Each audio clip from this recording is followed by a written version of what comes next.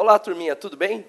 Meu nome é Tio Gleidson Araújo. Nós estamos aqui naquela matéria que você mais gosta, matemática básica, todas aquelas tranqueiras que caem no concurso aí, com a organizadora SUGEP, não é isso? Para a Universidade Federal Rural de Pernambuco. Então, nós vamos estudar as questõezinhas, verificando passo a passo, direitinho, tirando suas dúvidas. Vamos tentar ser o mais claro possível. Por quê? Porque você vai passar. É isso que você deseja, passar. Você quer ser funcionário público, é isso que você deseja. Então, vamos lá? Questão número 1. Primeira coisa, leitura, fundamental. Vamos ler com cuidado? Vamos lá. Em uma turma de engenharia, dentre os alunos matriculados nas disciplinas A, B e C, apenas 40 alunos as cursaram até o final do semestre. Apenas 40 alunos.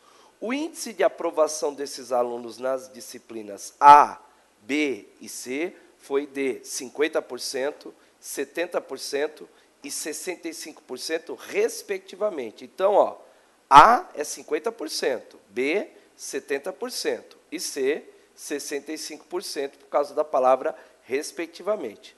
Dentre os aprovados, somente 10% passaram nas 3 disciplinas. Somente 30% foram aprovados na disciplina A, somente 50% na disciplina C e somente 5% nas disciplinas A e C. Então, o número de aprovados somente na disciplina B é igual a... Vem comigo aqui um pouquinho. Tomem cuidado com uma coisa chamada somente, porque aqui que está a encrenca. E outra coisa, quando ele menciona E. Mencionando E, você vai pensar sempre numa coisa só, intersecção. E somente é um elemento que excetua muita coisa. Então, você tem que tomar cuidado. Mas eu montei um PowerPoint para vocês bonitinho. Vamos lá, então, com todos os dados. Olha só, número de elementos de A. Vocês lembram que eram 40 alunos que estavam cursando até o final do semestre? Aí, vocês lembram que foram aprovados 50%? Então, é 40 vezes 0,5, né? Fazendo a continha, 20. Número de elementos de B, 40 vezes 0,7. 0,7 não é 70%, então vai dar 28. Número de elementos de C, 40 vezes 0,65. 0,65 não é 65%, nós estamos agora nas disciplinas C, né? Disciplina C, fazendo vai dar 26. Vocês lembram dos demais dados? Olha só, hein? Número de elementos de A, inter B, inter C. Foram alunos que passaram nas 3, lembra só? Foram aqueles que passaram nas 3. Disse que era 10%, então é 40 vezes 0,1, então vai dar 4. Temos também somente A, lembra do somente A? Era 30%, 40 vezes 0,3, vai dar 12. E nós tínhamos somente C, que foi 50%. Né? Então, é 40 vezes 0,5, vai dar 20. Então, nós temos todos esses dados. E o último, somente A inter C. Por quê? Foram alunos que passaram nas disciplinas A e C, mas tinha a palavra somente. Então, somente A e C é somente a intersecção entre A e C. Ele disse 5%. 5% não é 0,05 vezes 40, nós vamos encontrar 2. Nós não temos todos os dados agora, todos os valores. Engraçado, né? Ele deu uma canseira nas porcentagens. Agora nós vamos montar o chamado diagrama de Venn. Vamos lá? Olha só, todos aqueles dados que foram calculados já estão aqui. Lembra que o diagrama de Venn é a abordagem de conjuntos? Nós temos lá 3 disciplinas. Quais são elas? A, B e C. Como que a gente vai começar? A gente vai começar pelo miolo. Lembra que a intersecção dos 3 deu 4? É A, inter B, inter C? Completamos com 4. Olha que coisa bonitinha, não é isso? Nós também temos somente A, 12. Vocês concordam que dá para localizar numa boa? Somente A, 12. Depois, dá para achar também o somente C. Somente C não é 20? Você já sabe onde é o 20, né? Olha lá, 20, olha que coisa meiga, né? Agora, tome cuidado, somente A inter C tem que dar 2. É a intersecção de A com C, mas só pode ser A com C, não pode ter B. Tem que ter intersecção de A com C, mas não pode encontrar B. Você concorda que vai ser aquela região que está do lado do 4 ali? Então, nós vamos colocar 2. Olha que coisa legalzinha. Tudo bem até aqui, turminha? Agora, vocês lembram que o número total de elementos de A tem que dar 20, que foi o primeiro cálculo que nós fizemos? Vocês concordam que o conjunto A é só falta completar um pedacinho? Então, se você somar 12 mais 2, estou no conjunto A, dá 14. Com mais 4, 18. 18 para chegar no 20 está faltando 2. Olha só, completamos o conjunto A. Agora, será que dá para completar o conjunto C? O conjunto C, turminha, o que nós temos? Nós temos o 20, o 2 e o 4. Somando aí vai dar 26. Tudo bem? Ô, professor, mas o número de elementos de C tem que ser 26. Ah, é? Então, quer dizer que aquele espaçozinho que está faltando ali é simplesmente 0, não é isso? E agora, falta encontrar aquele espaço que está faltando do B, que é somente B. Então, o que nós temos ali? No B, nós já temos o 2 mais 4 mais 0, que dá 6. 6 para chegar no 28, está faltando 22, que ele vem pulando, olha lá, 22. E vocês lembram da pergunta qual era? Era exatamente quantos tem somente B. Então, o número de aprovados somente na disciplina B foi aquele 22 que veio pulando bonitinho para você. Olha só, então 22 é a nossa alternativa correta, alternativa E. E de elefantástico. Está respondida a questão número 1. Beleza, turminha? Eu acho que deu uma visão legalzinha do que aconteceu e com esse slide ficou bem legal, tá bom? Vamos tentar a questão número 2 agora? Olha só, questão número 2 é uma questão de porcentagem, é um clássico em prova, de acordo com aquele conteúdo que vocês vão ter que fazer a sua provinha, tá bom? Eu estou em cima do seu edital. Em dezembro de 2007, um investidor comprou um lote de ações de uma empresa por R$8.000. Sabe-se que, em 2008, as ações dessa empresa sofreram uma valorização de 20%. Quer dizer que ela ficou mais cara 20%. Em 2009, sofreram uma desvalorização de 20%. Então, ela ficou 20% mais barata em relação ao seu valor do ano anterior. Então, quer dizer, aumentou primeiro 20%, em cima desse novo valor, desvalorizou 20%. Professor, aumentou 20%, diminuiu 20%, não volta para o valor original? Não, doente, não volta. Tudo bem? Lembre-se sempre disso. Em 2010, se valorizaram em 20% em relação ao seu valor em 2009. De acordo com essas informações, é verdade que, nesses 3 anos, o rendimento percentual do investimento foi de... Olha só, primeira coisa, você sabe para que serve esses 8.000 que ele colocou aí? Para nada, porque ele não quer a resposta em porcentagem, então você pode menosprezar qualquer valor inicial. Você só vai se apegar àquilo que valorizou e desvalorizou. Então, nós tivemos uma valorização inicial de 20%, depois uma desvalorização de 20% e depois uma valorização de 20%. Você não vai me falar que, professor, valorizou 20, desvalorizou 20 deu 0, valorizou 20 deu 20 de novo, olha lá, ele põe a alternativa A, mas isso jamais vai ocorrer, né? Porque nós temos aumentos e descontos sucessivos. O que nós temos que observar? 2008 houve um aumento de 20%, 2009 uma desvalorização de 20% e 2010 uma valorização de 20%. O que nós temos que entender agora? O que é uma alta de 20%? É 1,2%. Então, quer dizer, o produto era 100%, ele aumentou 20%, deu 120%. 120% é 1,2%, 1,2%. Queda de 20%, eu tenho 100. Se eu tiro 20, sobra 80. 80 é 0,8.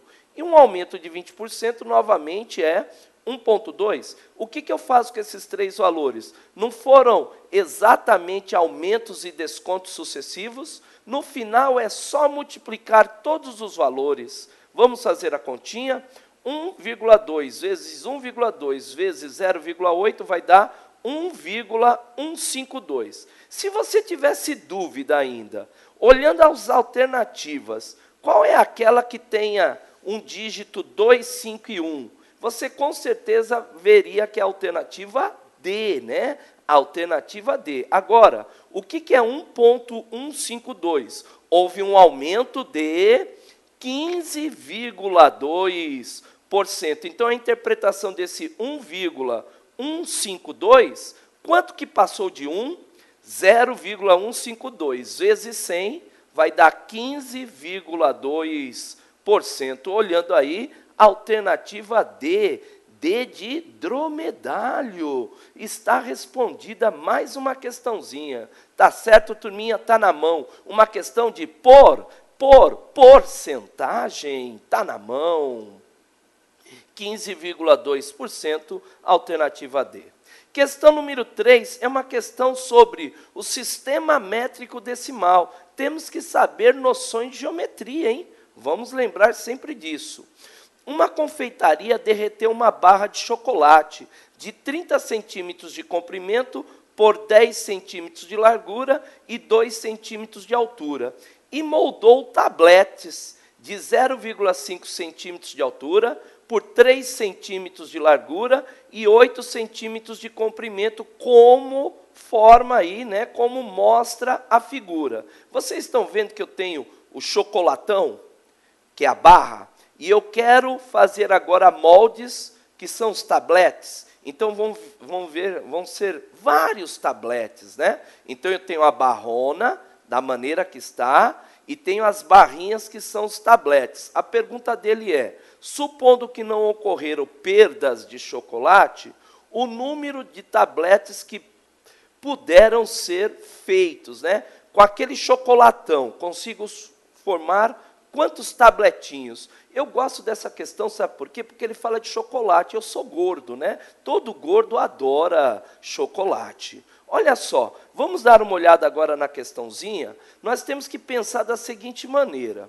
Se eu tenho aqui um paralelepípedo, que é a barra 10 por 30 por 2, e um outro paralelepípedo de 3 por 8 por meio centímetros, eu acho que nós vamos ter que calcular pelos volumes, né? O volume do chocolate grandão e o volume do tablete pequenininho. Então, nós vamos calcular volumes, volume tanto de um quanto do outro. O volume da barra vai ser 10 vezes 30 vezes 2, que é o volume do paralelepípedo. Fazendo a continha, vai dar 600 centímetros cúbicos. Professor, por que centímetros cúbicos? Centímetros vezes centímetros vezes centímetros, centímetros cúbicos. Agora vamos calcular o volume do tablete.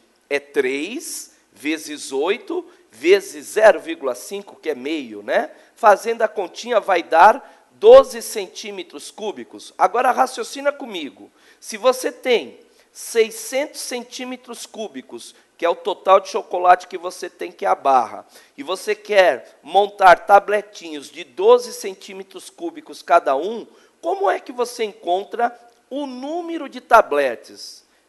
Isso, você simplesmente divide o volume da barra pelo volume do tablete, você vai encontrar o número de tabletes, não é isso? Fazendo a continha, 50 tabletes. Olhando aí, qual é a alternativa correta, turminha? Alternativa E. E de especial. Está respondida mais uma questãozinha. Tudo bem? Olha lá, opção correta E. Beleza? Foi mais uma questão? É isso aí. Então, nós vimos uma questão aqui com os conceitos de geometria, mas baseado no sistema métrico decimal. Onde que está isso? No seu edital. Somente no edital que eu estou baseado, tá bom? Vamos fazer mais uma questão, todo mundo com fôlego. Questão número 4. Ô, professor, esse negócio aí parece questão de juros simples ou juros compostos. Vamos ler primeiro o que que é?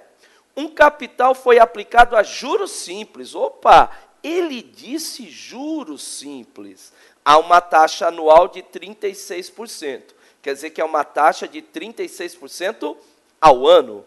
Para que seja possível resgatar-se o quádruplo da quantia aplicada, esse capital deverá ficar aplicado por um período mínimo de... Aí, ó, é aquela brincadeira. Nós vamos chamar o capital inicial de C, e eu quero que no final seja o quádruplo dessa quantia.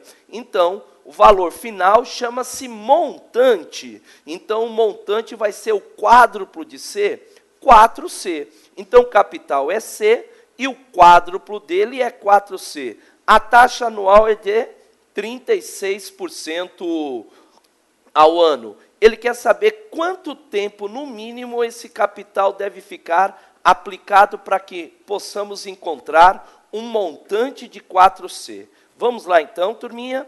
Olha só, nós sabemos que a formulinha de juros simples é J igual a CIT. O que é J, turminha? Juro ou juros. Tanto faz, singular ou plural. C é capital. I é a taxa de juros. E T é o tempo. Beleza? E ele está querendo o tempo. Então, nós temos aqui o que como os valores? A taxa de 36% ao ano, ela está em porcentagem. Tem que colocar em número decimal. 36% não é 36 sobre 100, e 36 sobre 100 é 0,36. Isso chama-se taxa unitária. 0,36 é a taxa unitária. E 36% é a taxa percentual. Temos também que o montante é quanto, turminha? 4C, lembra disso? Ô, professor, mas calma aí, como que o juro deu 3C? Eu não entendi. Você não aplicou 1C e você quer no final ter 4C? Então, se eu tenho 4C no final e 1C no início, do início 1C para 4C, quanto que eu ganhei? 3C. Aquilo que eu ganho é juro. Então, o juro é quanto, turminha? 3C. Isso que acaba o cara no dia da prova, hein? Achar que o J é 3C. Muita gente se confunde. Então, como é? Valor final é montante. Valor inicial é capital. A diferença entre montante e capital vai me dar juro. Então, montante 4C.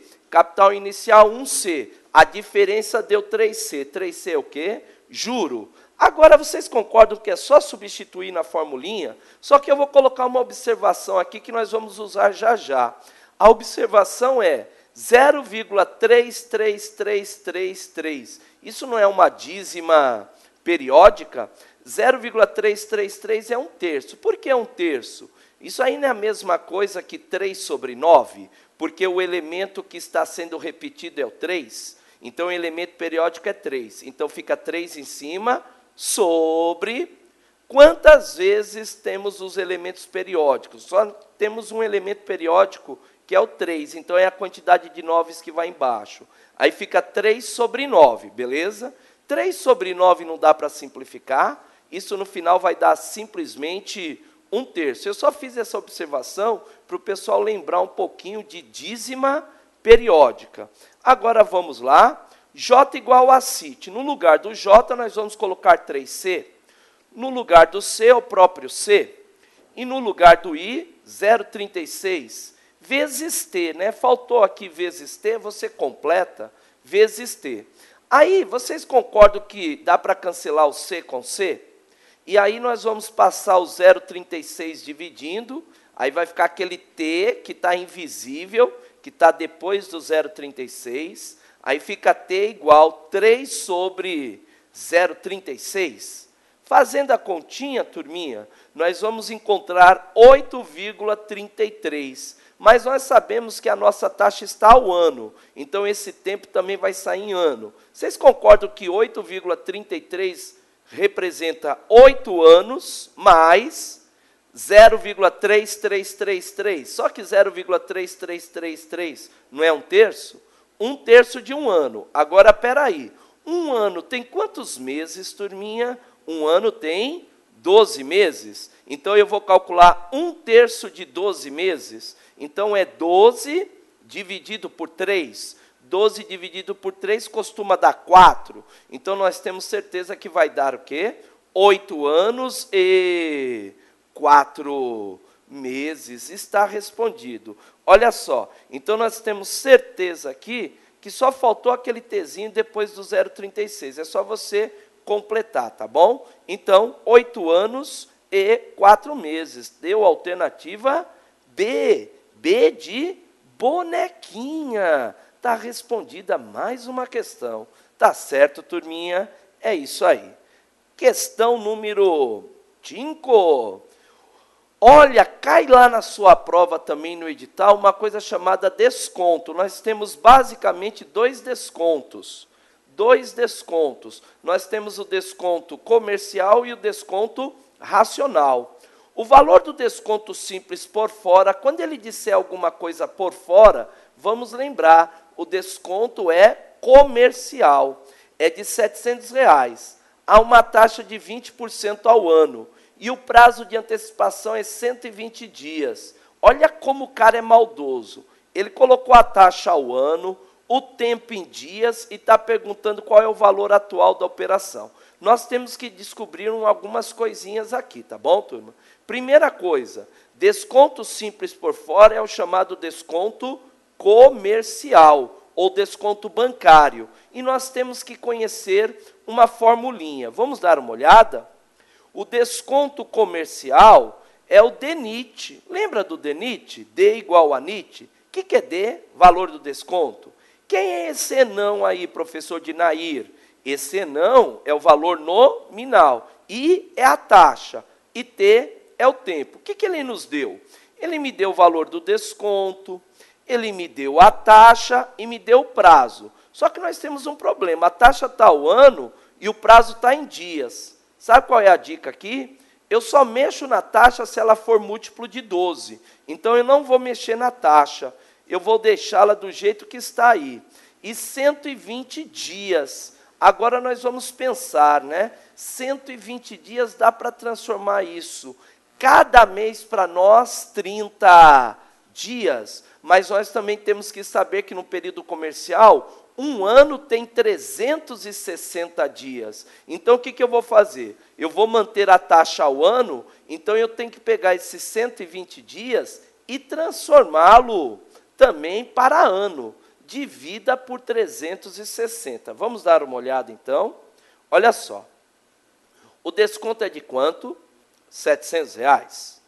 Nós temos uma taxa de 20% ao ano. Nós temos o tempo de 120 dias. Professor, como é que deu isso aí? Deu um terço. Pega 120 e divida por 360. Então, nós vamos ter aí, com certeza, um terço de ano, tá bom? Agora o tempo está em ano. Aí nós temos que substituir o valor. Como que é? No lugar do T, vai 700. Valor nominal do título nós não temos. A taxa, 20%, tem que entrar em número decimal, 0,2, vezes o tempo, que é quanto? Um terço. Ah, professor, eu não sei fazer conta. Meu amigo, te vira. Trata de saber fazer conta com números decimais e fracionários, hein? Cuidado com isso. Agora, dando uma arrumadinha ali, o tio não vai deixar você na mão, tá bom? 0,2n vezes 1 é 0,2n sobre 3. Vocês estão vendo aquele 3 que está ali embaixo dividindo? Ele passa em diagonal multiplicando 700. Está vendo aquele 0,2 que está multiplicando o enão? Quem está multiplicando passa dividindo. Lembra que a tia Glória explicou isso para a gente lá na escolinha? Aí como é que fica enão? Enão vai ficar 700 vezes 3 dividido por 0,2. Se você quiser, você faz o seguinte, está vendo aquele 0,2 embaixo? Pega a vírgula e anda uma casa para a direita para o número ficar inteiro. Não vira 2? Então, em cima, eu tenho que acrescentar um 0, ou no 700 ou no 3. Aí ficaria 7.000 vezes 3 sobre 2, se você quisesse, né? E aí você vai fazer a continha. Fazendo a continha do valor nominal, você vai encontrar 10.500, tudo bem? Ou você faz 700 vezes 3 e divide por 0,2, igualando as casas decimais. Aí fica a seu critério. Você tem que saber fazer essa conta, tá bom? Ô, professor, mas ele está perguntando o valor atual. Aí nós temos que saber uma coisa. O valor atual é a diferença entre o valor nominal e o valor do desconto. Você levou 10.500, que era o valor da sua nota. Vamos supor, uma nota promissória. Ele foi lá e descontou 700. Isso é uma operação de desconto. Com quanto você saiu no bolso? É o valor atual. 10.500 menos os R$700. Com isso, nós encontramos 9.800. Deu a alternativa B. B de bolachinha. B de bolachinha. Está respondida mais uma questão. Beleza, turminha? Questão número 5 está na mão, hein? Turma, questão número 6. Olha só, eu não sei porque eu adoro comida. Olha só, falando sobre bombons agora. Para presentear amigos, uma pessoa irá montar caixas com bombons sortidos. E para isso comprou 500 gramas de bombons com licor a R$ 36,00 o quilograma. Lembrando, né? 500 gramas é metade de 1 quilograma. 1,2 quilogramas de bombons ao leite, a R$ 25,00 o quilograma. Então, ela comprou mais que 1 quilograma, né? Ela comprou 1,2. E 1,3 quilogramas de bombons com recheio de frutas, a R$ 30,00 o quilograma. Pergunta, o preço médio de 1 quilograma de bombom comprado por essa pessoa saiu por... Acho que a gente vai ter que fazer o seguinte, né? Descobrir quanto nós pagamos no total, descobrir quantos quilogramas de chocolate compramos e depois pegar o valor e dividir pela quantidade de quilogramas. Então, o que nós temos lá? Meio quilograma de bombons com licor. Vocês lembram que valia R$ 36,00 o quilograma? Se eu comprei meio quilo, eu paguei R$ 18,00, que é a metade. 1,2 quilogramas bombons ao leite. Só que eu paguei quanto por isso, turminha? R$ 25,00 o quilograma. Então, agora você faz 1,2 vezes 25. Você vai encontrar R$ 30,00. E nós compramos 1,3 quilogramas de bombons de recheio de frutas. E aí, o que a gente faz? Pega 1,3 e multiplica pelo preço do quilograma. Não foi de R$ 30,00? 30 vezes 1,3 vai dar R$ 39,00. Resumindo, a nossa caixa tem quantos quilogramas de bombom? Meio quilograma, mais 1,2 quilogramas, mais 1,3 quilogramas. Quando você somar tudo isso, vai dar exatamente 3 quilogramas. Ô, professor, quanto que eu paguei por tudo isso? Aqui, menininho, menininha, some 18 mais 30 mais 39, deu R$ 87,00. Olha só, você pagou R$ 87,00 para deixar pessoas felizes. Agora você quer saber quanto que vai custar exatamente o quilograma, né? Então, nós vamos calcular de que maneira? Pega os R$ 87,00 e divida por 3 quilogramas, fazendo a continha R$ 29,00. Você está pagando R$ 29,00 o quilograma da caixa. Beleza, então, turminha, está na mão. Foi questão número 6, já foi. Questão número 7, um problema sobre divisão diretamente proporcional. Isso não cai em prova, despenca. Olha só, questão número 7. Dos 343 funcionários de uma unidade do TRF, sabe-se que o número de homens está para o número de mulheres, assim como 5 está para 2. Parou aí. 5 está para 2. Vocês lembram que ele falou primeiro o número de homens, depois o número de mulheres? Então, o número de homens está relacionado a 5. E o número de mulheres está relacionado a 2. Quer dizer que são 5 homens para cada 2 mulheres. Tem muito mais homens do que mulheres. Assim sendo, nessa unidade, a diferença entre o número de homens e o de mulheres, está certo, né? Diferença entre o número de homens e mulheres. Por quê? Tem mais homens do que mulheres. Só que ele disse que é 5 para 2. Qual é a brincadeira? É pensar que isso aí é diretamente proporcional. São 5 homens para cada 2 mulheres. Homens, nós vamos fazer um truque. 5K. Professor, o que é esse tal de K que o senhor inventou aí? Esse K chama-se constante de proporcionalidade. Então, quando for diretamente proporcional, é a cota vezes K, vezes. Se fosse inversamente proporcional, seria K sobre 5. Diretamente proporcional, 5K. Mulheres não eram para 2? Então, 2K. Homem, 5K. Mulher, 2K. A soma entre homens e mulheres não tem que dar o total de funcionários? 343. 5K mais 2K, 243. 5K mais 2K vai dar 7K. O 7 está multiplicando, passa dividindo, tudo bem? Pega 343, divide por 7, vai dar 49. Agora o K não vale 49? Se o K vale 49, dá para encontrar o número de homens? 5 vezes 49, não é 5K?